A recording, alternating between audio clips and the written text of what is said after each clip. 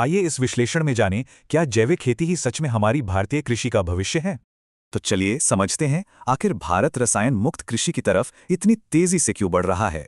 सीधा सा मतलब है बिना किसी हानिकारक रसायन के पूरी तरह से प्राकृतिक तरीकों से खेती करना।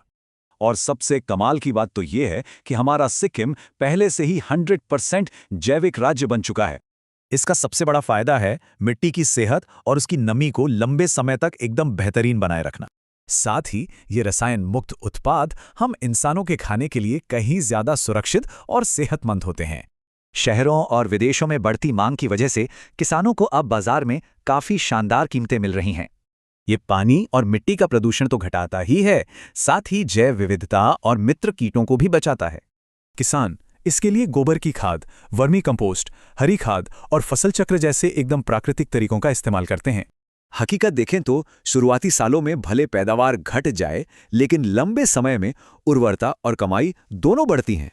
हालांकि थोड़ी चुनौतियां भी हैं, जैसे कड़ी मेहनत, महंगा सर्टिफिकेशन और सही खरीदारों को ढूंढना।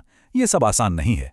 इस पूरे बदलाव में सबसे मुश्किल दौर शुरुआती 2-3 साल का ही होता है, जब पैदावार कम रहती है। फिर भी आंकड़े शानदार हैं। कई राज्य आगे आकर अंतर्राष्ट्रीय बाजारों में सफलतापूर्वक निर्यात कर रहे हैं। मुश्किलों को दूर करने के लिए सरकार पीकेवीवाई जैसी योजनाओं के जरिए किसानों की पूरी मदद कर रही है।